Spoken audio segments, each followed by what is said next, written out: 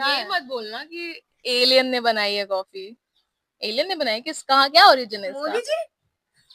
मोदी जी ने बनाई क्या? इसका ओरिजिन है क्या आपको पता है? कि मतलब इतनी बिटर चीज का किसने सोचा था कि इतनी कन्वेंशनल और इतनी एक्सीलेंट एक ड्रिंक बन जाएगी कॉफी की? ये बेसिकली इथोपिया से आई। इथोपिया जाना पड़ेगा इसके लिए? हाँ, वापस 9th सेंचुरी में वहां पे वाइल्ड बेरीज थी, इंटरेस्टिंग। उनसे स्टार्ट हुआ था ये। मतलब कोई लाटे शाटे नहीं, वाइल्ड बेरी है ये। बेसिकली 15th सेंचुरी में it all started in Yemen. हाँ, वहां पे क्या थे, मॉन्क्स थे बहुत, तो जिनको रात को जगना पड़ता था, प्रेयर्स करनी पड़ती थी, तो पूरी रात जगना था। उन्होंने ये पीना स्टार्ट कर दिया। उन्होंने सोचा कुछ ऐसी ड्रिंक बनाते हैं जो रात को हम पियेंगे तो जगेंगे, मतलब उनको ये पता चल गया था। और पता है इंटरेस्टिंगली उसको वाइन ऑफ अरेबिया भी बोलते हैं। तो लोग कंफ्यूज नहीं होते क्या? हाँ, होते हैं, मतलब लोग तो बहुत कंफ्यूज हुए थे, बट विद टाइम उनको इनके कल्चर में ये स्टैब्लिश हो गया और धीरे धीरे उन्होंने कॉफी पीना स्टार्ट कर दिया। बेसिकली मतलब नाम क्लासी रख दो तो सब लीगल लगता है, सारा मामला आता है ब्रांडिंग का। और अब हम ब्लैक कॉफी बोलते हैं, क्या डाउनग्रेड हो गया? सोचो, वाइन से लेके अब हम ब्लैक कॉफी बोलने लगे हैं। Wine of Arabia. सोचो, वाइन ऑफ अरेबिया था, एग्रीड। और यमन में तो लोगों ने पता है क्या किया था, माउंटेन्स पे, सो ड्राई माउंटेन्स थे वहां पे, पूरी टेरेस फार्मिंग करी और बिल्कुल ड्राई माउंटेन्स पे कॉफी प्लांटेशन हो गया है। सो बेसिकली बैरन लैंड को बिल्कुल प्लांटेशन में कन्वर्ट कर दिया उन्होंने। मैंने कहीं पढ़ा था कि 200 साल तक यमन का ना ग्लोबल मोनोपोली थी कॉफी को लेके। राइट, तो पूरी दुनिया की कॉफी एक जगह से आती थी, उस जगह का नाम था अलमेखा, यमन में। और अलमेखा मतलब या तो अलमेका बोलते थे, अलमेखा बोलते थे, या मोका। सो बेसिकली अब ये जो मोका बेरी है ना, ये यमन की पोर्ट की नाम था, जो हम मोका मोका बोलते हैं। और वो इसलिए था कि वहाँ की बीन्स कुछ चॉकलेटी फ्लेवर में थी। सो अब जो मोका नाम रखा है शायद इसी वजह से रख दिया। इंटरेस्टिंगली तो यहाँ पे मतलब कॉफी फिर धीरे धीरे स्प्रेड होना स्टार्ट हुई, और वहां से सबसे पहले ये ओटोमैन एम्पायर में स्प्रेड हुई। So it was in Turkish empire basically, वहां से ये कॉफी स्प्रेड होना स्टार्ट हुई। फिर ऑब्वियसली दुनिया को फोमो हुआ होगा कि भाई हमारे पास क्यों नहीं है इतनी वाइन ऑफ अरेबिया। हाँ, और फैक्ट पता है क्या है, वहां पे लोगों ने कॉफी हाउसेस को क्या बोलना स्टार्ट किया, स्कूल ऑफ वाइस। और स्कूल ऑफ वाइस में पता क्या होता था, वहां पे लोग गॉसिप करते थे, बातें करते थे, म्यूजिक सुनते थे, पॉलिटिकल डिस्कशंस करते थे, डिबेट करते थे। यार सोचो, हम जो भी काम कर रहे हैं वो पहले, मतलब आजकल पॉडकास्ट ही तो बोल देते हैं इसे। तो फिर वो मतलब कॉफी फैली कैसे दुनिया में? सो बेसिकली फैली ऐसे कि धीरे धीरे इस एम्पायर से कॉफी स्मगल होना शुरू हुई। इतनी कीमती चीज हो गई तो स्मगल तो हाँ, मतलब लोगों को फ्लेवर आना समझ शुरू हुआ होगा। एक सेकंड, कॉफी का भी इलीगल पास था?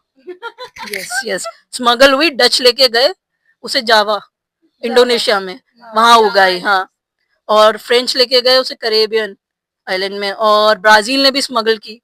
तो कॉफी बेसिकली स्मगल वाली, मतलब गोल्ड और सिल्वर के बराबर ही समझ लो, सब स्मगल हो रहा था। तो अभी वर्ल्ड्स बिगेस्ट प्रोड्यूसर प्रोड्यूसर है, है ना? हाँ। दीदी मुझे तो ये मनी हाइस्ट लग रहा है, बेसिकली मनी हाइस्ट की तरह पूरी इसमें कहानी, पूरे पैंतरे और लाइक स्मगलिंग, पूरा षड्यंत्र सब कुछ लग रहा है।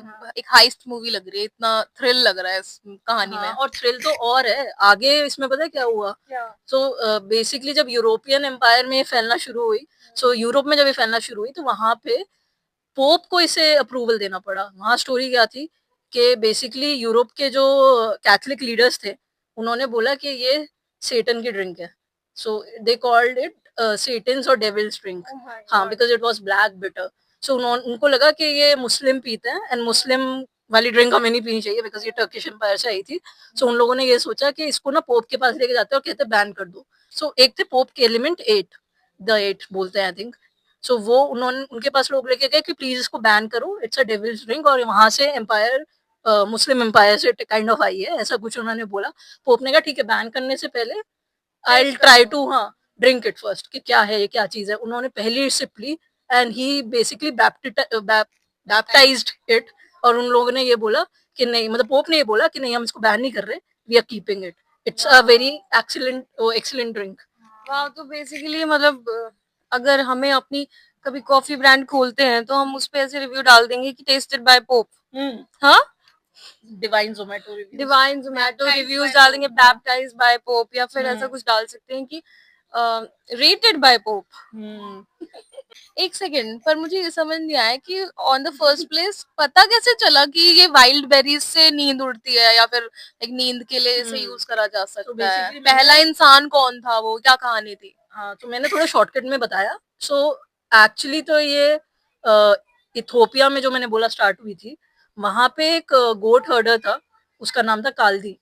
काल गोट इज इन्वॉल्व। राइट। एक दिन क्या हुआ, हमने गोट्स को वही चरा रहा था, उसने गोट्स को नोटिस किया कुछ वाइल्ड बेरीज खाते हुए। उसके बाद उसकी गोट्स ना बहुत ज्यादा एक्टिव हो गई, सुपर एक्टिव, इधर उधर भागने लगी, रात को सोई नहीं उस दिन। उनमें एक अलग इंटेंसी एनर्जी आ गई। एक दिन उसने ये सोचा कि मैं बेरीज ट्राई करता हूँ, ये क्यों गोट्स के साथ ऐसा क्यों हो रहा है मेरी, है ना, मैं भी वो क्यों ये अलग बेरीज खाई होंगी उन्होंने, ये कुछ हुआ था।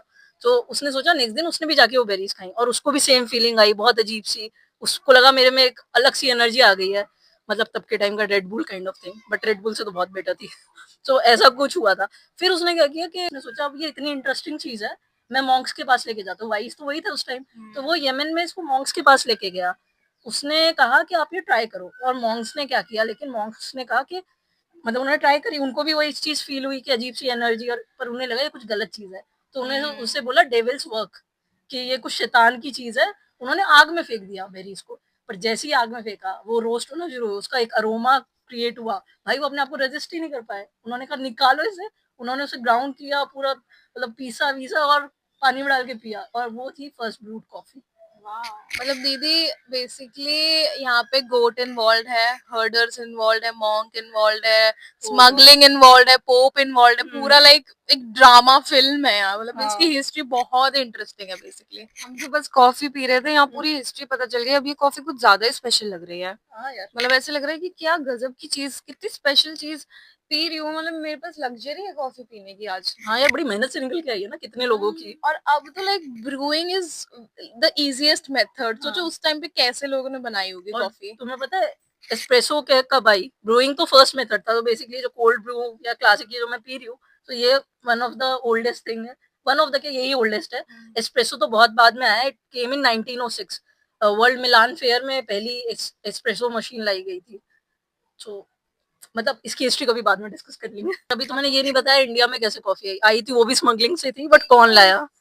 यस यस, मतलब अगर कल को आपको कोई बोले सिर्फ कैपेचिनो है या सिर्फ कोल्ड ब्रू है, बहुत मेहनत थी इसके पीछे। बहुत मेहनत